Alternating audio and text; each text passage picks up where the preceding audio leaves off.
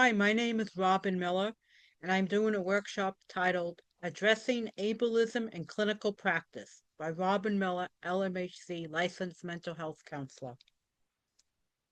About me. I self-identify as an individual with attention deficit and attentive disorder and having a speech impairment from youth.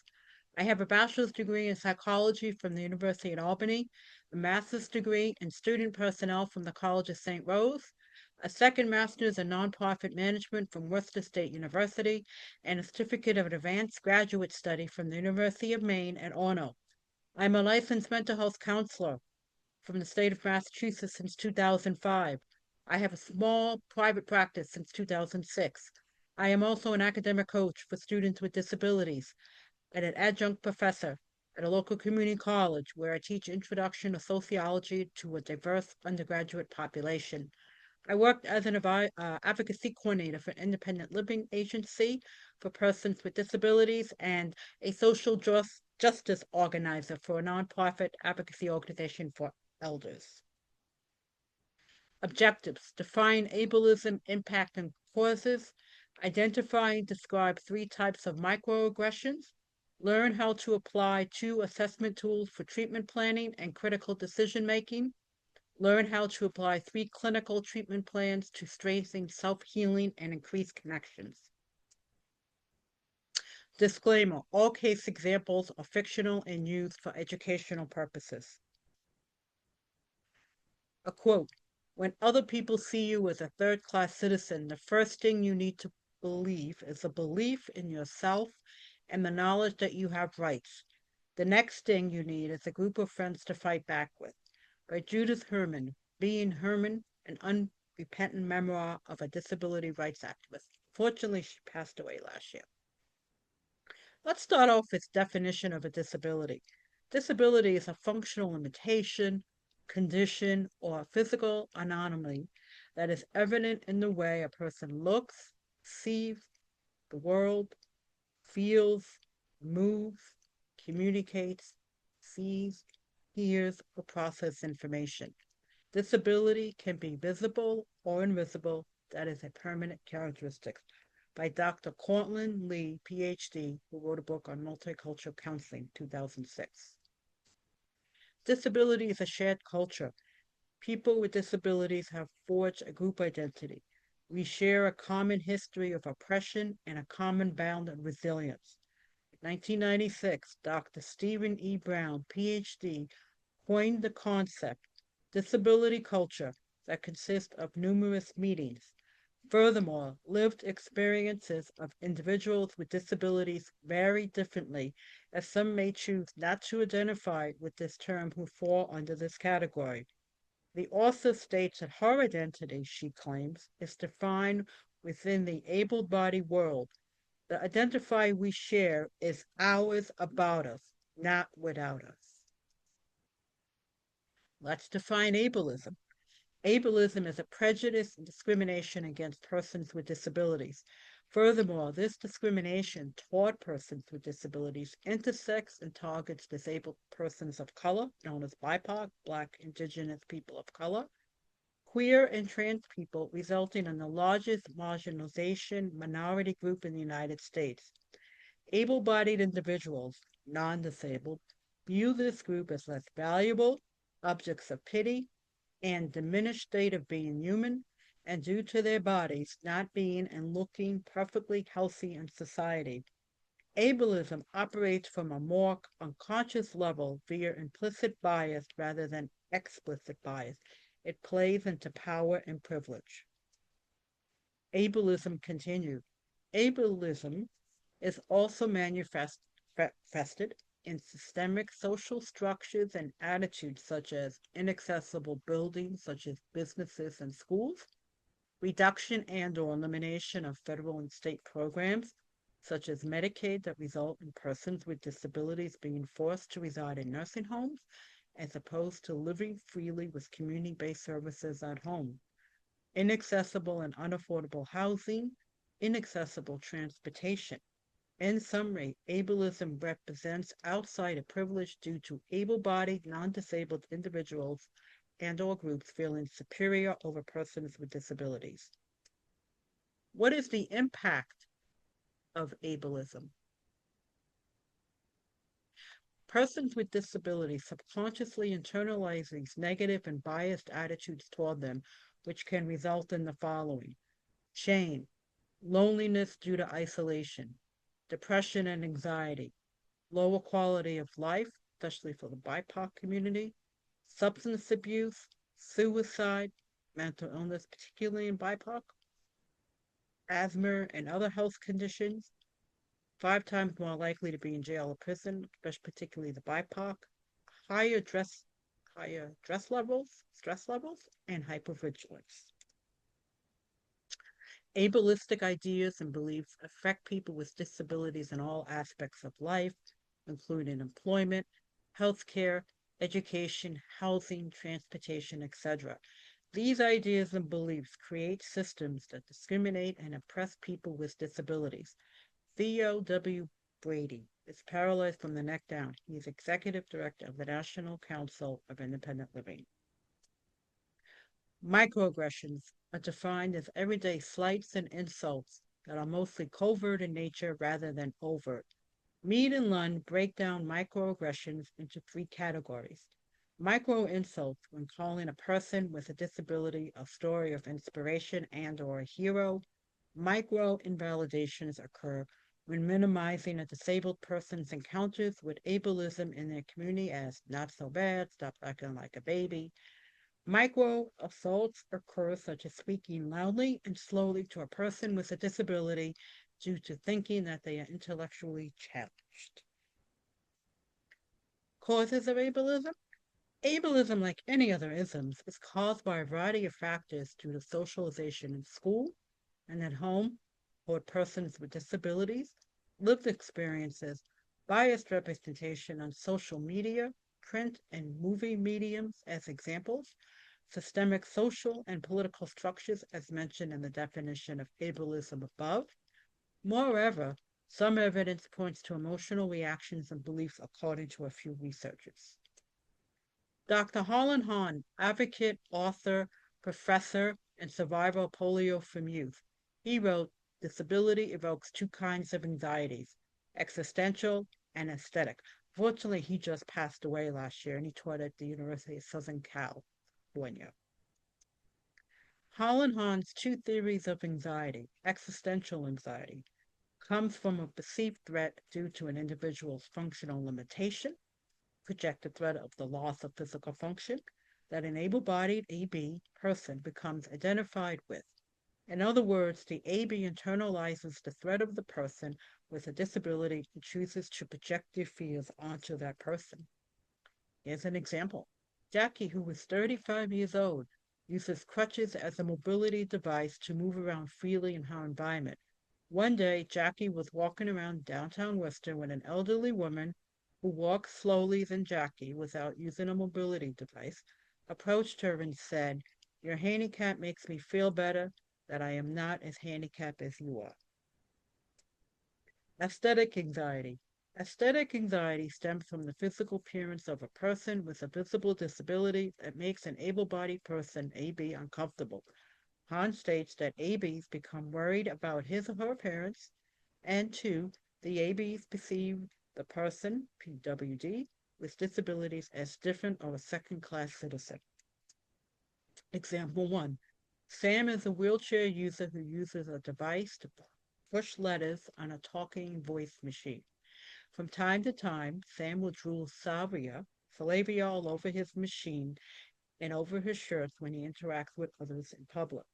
Unfortunately, when Sam tried to get a job after graduating from a job training program, no one would hire him due to his inability to communicate using his own voice and drooling during the interviews with prospective employers. 3 paradigms of beliefs. Purposes are threefold. Meaning of disability, moral implications, goals for intervention. This was by Dr. Rhoda Olkan, PhD. The paradigms are another factor that can lead to the causes of ableism. The medical model perceives persons with disabilities as a defect, of a bodily system that is naturally abnormal or pathological that needs to be cured and taken care of by others. Similarity, existentialism focus on the biological aspects of physical appearance of disabilities as being impaired and in need of fixing. Dr. Burrick in 2015 talked about existentialism. What does medical model look like? A woman who is a wheelchair user who's denied taking a mammogram because the equipment is not accessible to her. A BIPOC, Black, Indigenous, people of color, woman needs assistance getting up from her wheelchair on the exam table for an x-ray. The technician picks her up and utters out how heavy she is to lift on the table. The woman, the one who's the wheelchair user, is thin and only weighs 120 pounds. A young adult man tells his story of not being taken seriously in the doctor's office due to his communication disorder as an individual who stutters. Persons with disabilities are forced to sign do not resuscitate orders in hospitals and in nursing homes or be told they are selfish and better off dead. The antidote to the medical model of thinking is this. According to social constructivism, disability is a product of socialization where individuals with impairments are looked upon as being flawed and therefore treated with indifference and excluded from society. While the existentialists view disability from a physicality perspective, it is an oversight on how the visible disabilities such as depression and covert bodily issues. Moral model paradigm 2. Some cultures, religious, and custom beliefs feel that a child born with a disability is due to the parents or family members' actions in the past that results in them being punished by higher beings or powers from past mistakes. What does this look like? In rural Padwanza, research found that many people believe a child born with a disability is a sign of retribution from a higher power, a punishment for the parent's sins or immoral behavior in a past life.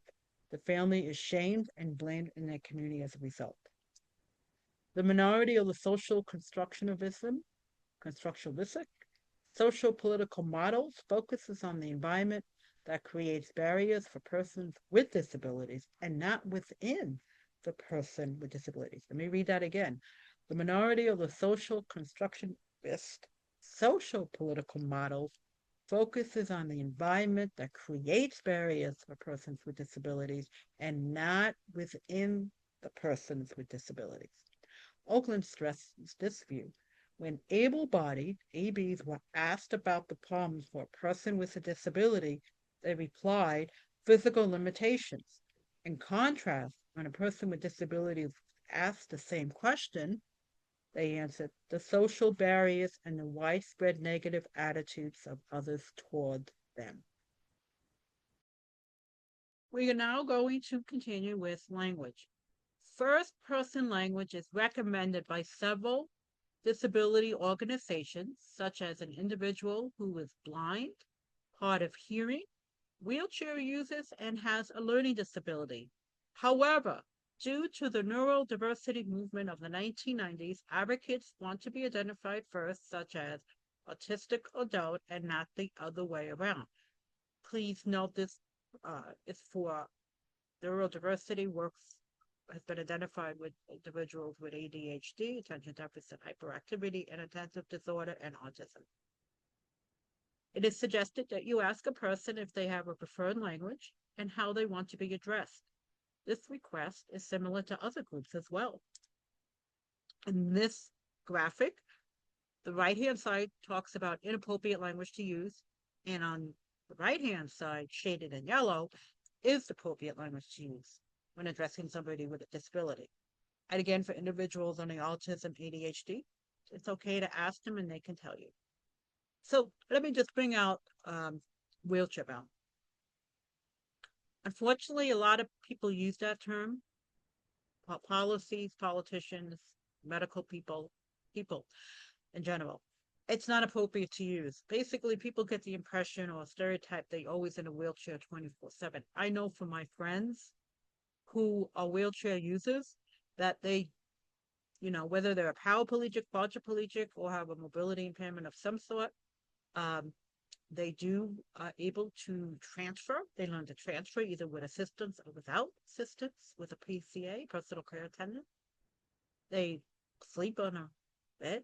They able to go on the toilet unless there's other issues. They can go on a couch. So people don't understand is that they're not confined to their wheelchair 24/7. So just make that clear. And regarding a physical disability, you say somebody has physical disability, hard of hearing, or person without a disability. The DSMR, that's the diagnostic manual that we all use. And unfortunately, it does not address life-threatening or debilitating health conditions as necessary a traumatic event. In other words, disability is not a post-traumatic event. However, life-threatening emergencies, surgeries, and or other specific events that provoke fear, helplessness, pain, and imminent death qualify as qualifying traumatic events. So please note that having a disability is not necessarily from a post-traumatic event or something that you were born with a disability from birth. It's more or less according to this definition by the DSMR about life-threatening emergencies that provoke these feelings in situations for you. Let's talk about assessments. Ableist microaggressions impact questionnaire measures the personal effects of aggressions on persons with disabilities using a 5-point Likert scale, parentheses 0-4, for each item of 25 items that describes ableistic microaggressions. The higher scores focus on the higher degrees of bother from experiencing microaggression. An example is, it happened to me and it was very bothersome, which is rating number 4 on the Likert scale. The overall scale of 0.92 is for consistent reliability estimate. The second one I'm going to speak about is the ableist microaggression scale. This measures the experience of an ableistic microaggression using the Likert scale that ranges from never, sometimes, to always offered for each item, 65 items, pick which one.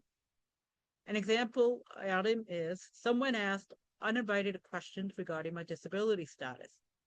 Validity and reliability are both strong as it differentiates for disabled and non-disabled samples. Okay, so now we're going to continue with counseling interventions. We're going to focus on decolonized anti-oppressive treatment modalities for the basis of this webinar on ableism. We're going to talk about disability affirmative therapy, liberation, social justice, and broaching. I want to give you a definition of colonized interventions. While traditional psychotherapies focus on teaching individuals coping skills and how to fit in, it does not focus on how the client can dismantle the isms in a broader cultural context through social justice.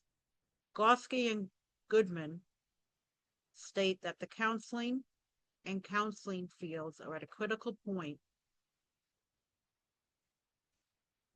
when it comes to social justice. Both lack frameworks and approaches for deconstructing problematic counseling and psychology paradigms and practices.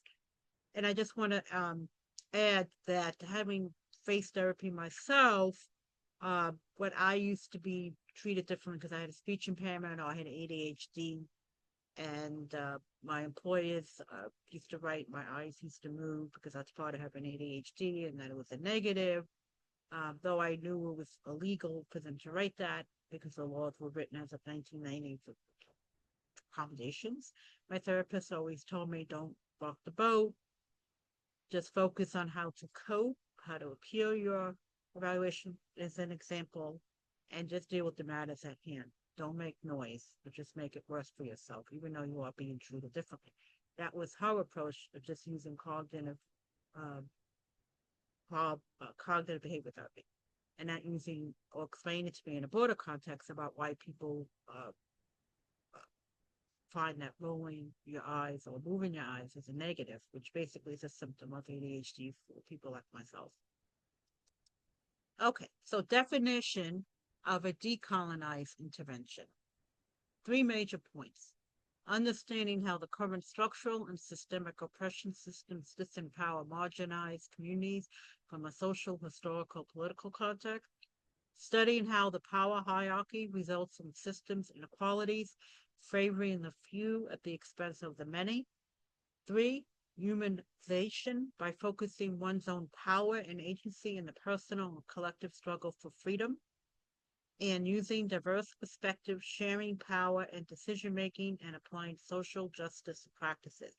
So, decolonized approaches looks beyond the situation in hand in a broader context, and also discusses about the inequalities, the power dynamic, and what you can do as an individual and who you can work with to help you manage the struggles that you are, as well as maybe other people as well. It's a broader context, a more historical, in a bigger picture way. The first one is disability affirmative. Dr. Rhoda Oakland, founder of Disability Affirmative Therapy, created a template of collecting relevant information regarding a person's current disability status, beliefs, and problems. This method is a tool to develop a case formulation plan using 9 areas to place a disability into a framework without minimizing or overestimating its place in the person's current presenting problem. It's important to ask about the client disability if it's visibly present.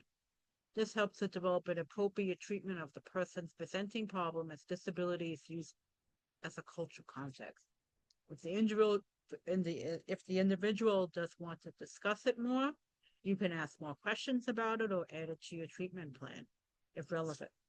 But like I've had in the past, people who have disabilities, invisible or not, when they say they have one of those or both, I say, would you like to talk about it? And they say, no, not relevant. And I said, okay, thank you. Only time I may bring it up again if during a session or after the session, the client reiterates that as an issue. And then I can finally say, it sounds like that your disability, your depression, your ADHD is somewhat maybe interfering with your work tasks. Would you like to talk about some coping ways to learn to manage your ADHD in the workplace, as an example? Unfortunately, more research is needed as current data is anecdotal. Several studies need to be done to compare differences and similarities across disability types using the 9 areas of this therapy. So in other words, if the person wants to talk about the disability, like if they're a wheelchair user and they're angry that they can't find accessible housing, which is definitely an issue for a lot of people, they can be affordable, but they may not be accessible because a lot of builders feel it's not worth it. It's cost too much. And people with disabilities find it very difficult to find accessible housing, as well as to move to other states as well. It's very difficult to find accessible housing. It's very frustrating.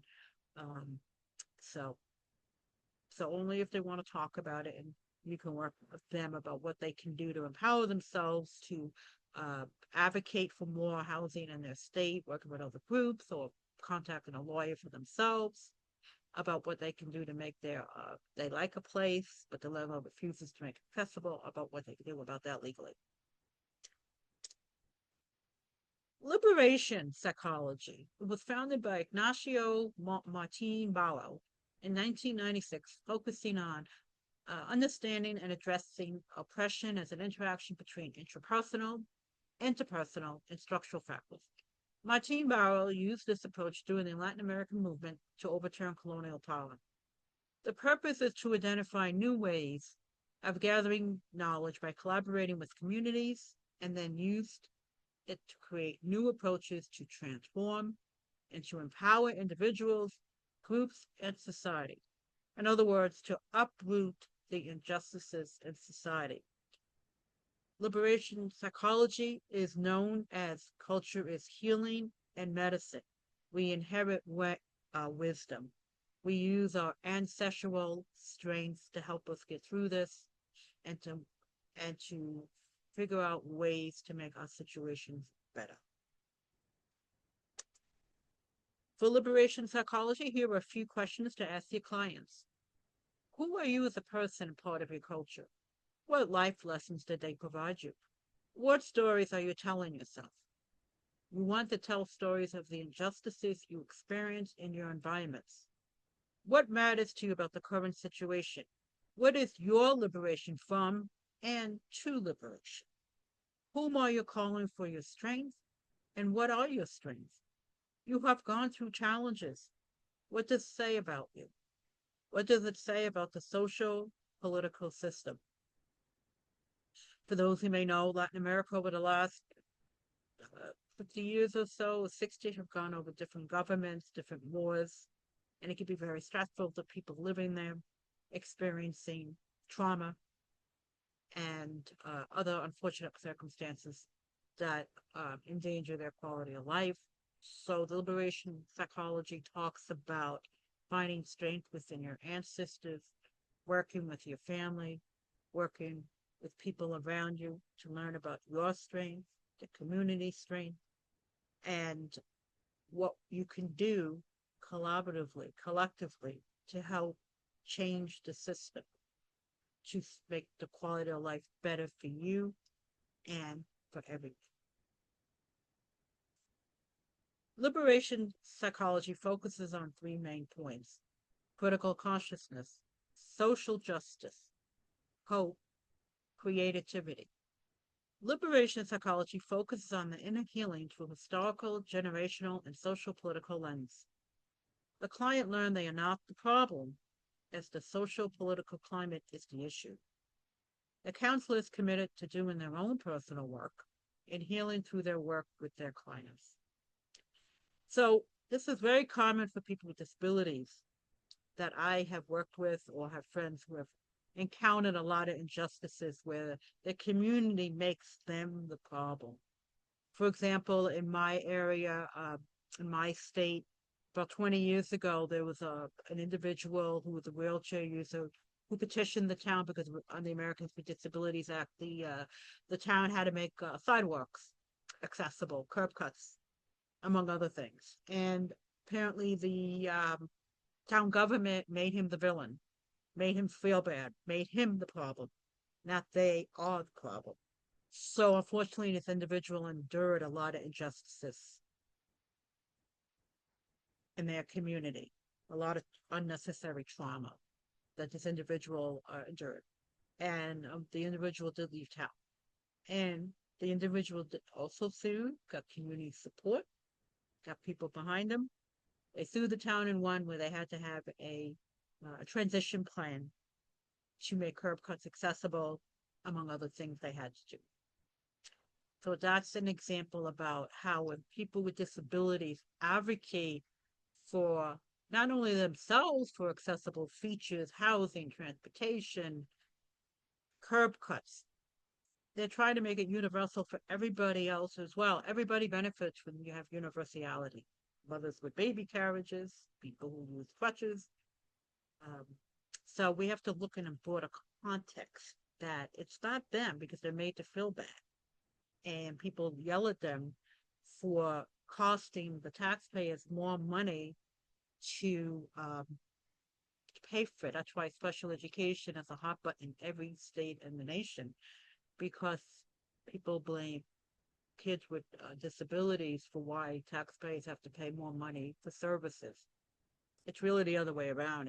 It's the towns and city governments that need to provide for all children deserve an education, as well as under the American Disabilities Act that talks about, I believe it's provision number 2, talks about government providing for people with disabilities, services, programs, and so on, in equal access.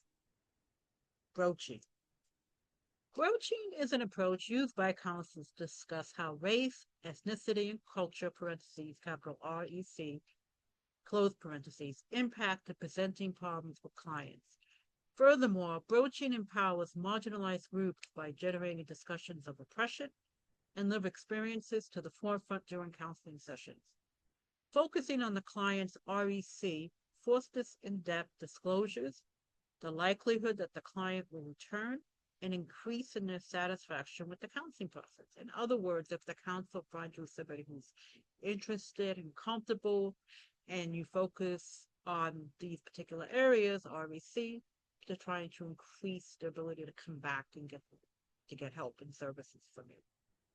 Finally, as mentioned in this webinar, disability is considered a culture as well as part of intersecting with race, sex, gender, and religious components as well. Broaching as a multidimensional model, Dave Rines added that the broaching model can be used to extend the racial, ethnic, and culture encounters in other contexts that clients face in their environments. He developed 4 specific domains to further explain the dimensions of REC concerns and other realities that clients face. 1 is intra-counseling, 2 is intra-individual, 3 is intra-racial, ethnic, and culture, 4 is interracial, ethnic, and culture. Please note that these contexts can be fluid, interacting, and overlaying. Intra-counseling is defined as exploring both the counselor's and client reactions of working together as shared experience identities and the counselor's limitations and understanding the client's experience as not an expert in those areas. Clients use a power chair. Here's an example. Use a power chair and a trachea device for breathing. Individual has muscular disability. Personal care attendants help with activities of daily living such as personal hygiene and instrumental activities such as being fed with assistance. Client is seeing counselor for relationship issues. Counselor discloses, client is seeing counselor for relationship issues. Counselor discloses as an able-bodied individual how the client feels working with them, as this is the first time they have a client with these disabilities. The client responds and said they'd be happy to educate the counselor on how the disability needs and challenges impact their desire to have a healthy and accepting relationship with a loving person. The counselor looks forward to learning more from his client. All you have to do is just disclose, say, please educate me about your disability, whether it's invisible or not, so I can understand better and understand where you're coming from. Most people, it's 50-50 that they'll stay with you and 50-50 that the client won't. That's their choice. Intra-individual technique. Intra-individual context focuses on the examination of the client's experience with multiple identities. Client grew up in a privileged household, as an example, and attended private school. Client struggled making new friends and being interested in social activity. He liked to engage in activities alone, like playing video games, and felt anxious when participating in his group discussion projects in his classes. His parents paid for a psychological evaluation as he was diagnosed as being on the spectrum. Client was embarrassed that his peers would find out and tease him in school. When Client graduated from high school, he enrolled in a community college and joined a club for individuals being on spectrum. Some colleges, community colleges, they have a social club called Being on the Spectrum. Client learned over time from other students about the neurodivergent movement that resulted in individuals wanting to be self-identified as an adult with autism or being on the spectrum.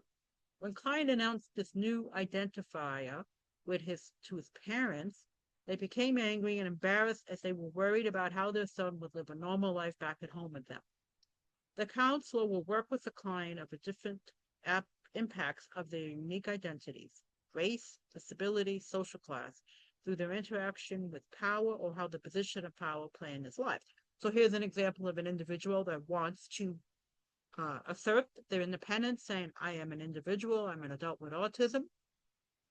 This particular family is uncomfortable with it because they like to look at their kids as being normal. They feel ashamed and try to hide it from other people.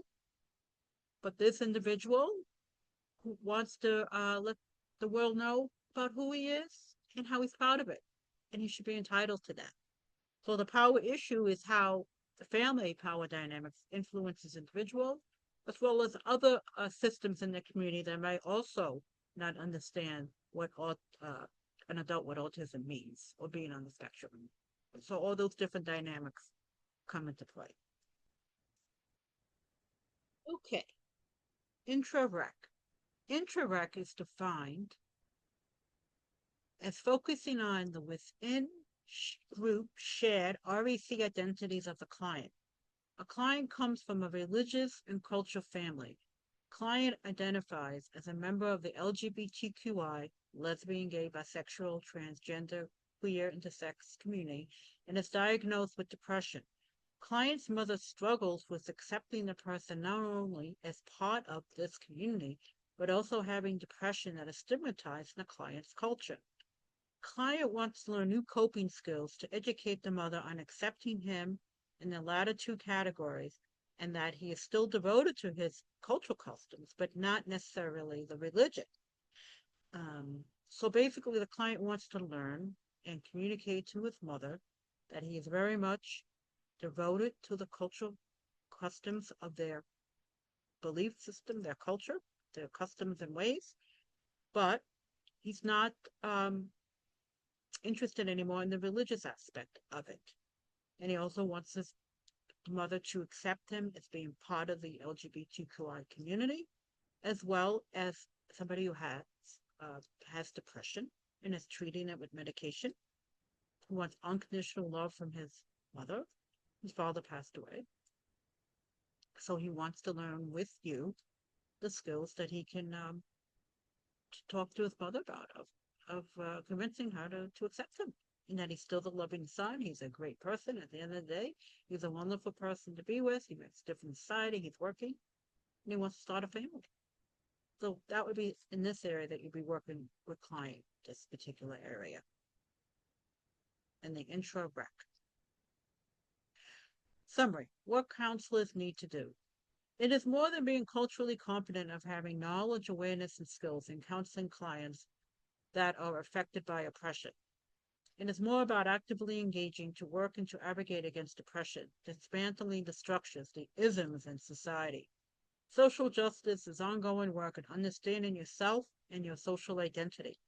Ask yourself, what are the histories associated with your identities?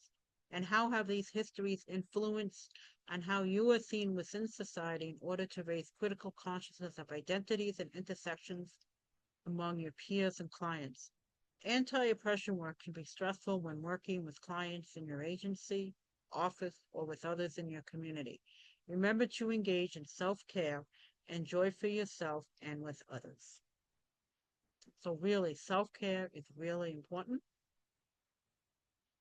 What can you do as a counselor to empower your clients, to involve your counseling community, or maybe join one of the communities that a particular cause that is affecting your client that you want to learn more about? So you could discuss this more with your client when you choose to learn more about it and understand where they're coming from. So it involves ongoing work. It it's not the reading of the books and say, "Oh, I had enough," or the watching a video. It's important to get your hands dirty, like I did when I was fighting for elderly justice, for equitable and uh, quality health care in my state, as well as for public housing, for affordable and accessible housing, for employment, education, for special education. So I had to get my hands dirty. I didn't learn this in graduate school. So when I'm aware of these injustices and I have clients that come to me and talk about it, I can at least be knowledgeable and share with them and refer them out or teach them how they can empower themselves by associating with other communities who are having similar things, if that's what they want to do. Here's a graphic. What does disability look like? This is called Disabled by Society. They're located in the United Kingdom. It is visible, it is non-visible, it's apparent, it's non-apparent, it's physical, it's sensory, it's cognitive, it's neurological, it's emotional or psychiatric, it's chronic illness, it's fluctuating, it's valid whether you see it or not. So here's an example of a graphic to be more aware of what disability looks like. You may be visible and may not be visible. It's important to be open. As I always tell my clients, we all have something, whether it's visible or not. It's just a matter of how to work with it, how to manage it, and if we get discriminated against in our communities or face prejudice by how people treat us, I can work with them about what they can do on a community level, who to connect with and be referred to legislatively, how to contact legislators, or work with them about how they could cope better so they can um, face these injustices with courage and empowerment. I hope that you enjoyed this workshop. And if you have any questions, feel free to email me. And I'm sure that Agents of Change will provide that information. Bye-bye. I hope you enjoyed this video. Thank you. I hope you enjoyed this continuing education course from Agents of Change. Want to earn your CE credits for this course? Visit agentsofchangetraining.com or the link in the description to purchase the course and take the post-test. If you're looking for more CEs, check out our unlimited plan. You will get unlimited access to 150 plus ASWB and NBCC approved continuing education courses for one low annual fee. We're always adding new courses. Did I mention we also have 5 free CE credits available too? Check it out at agentsofchangetraining.com.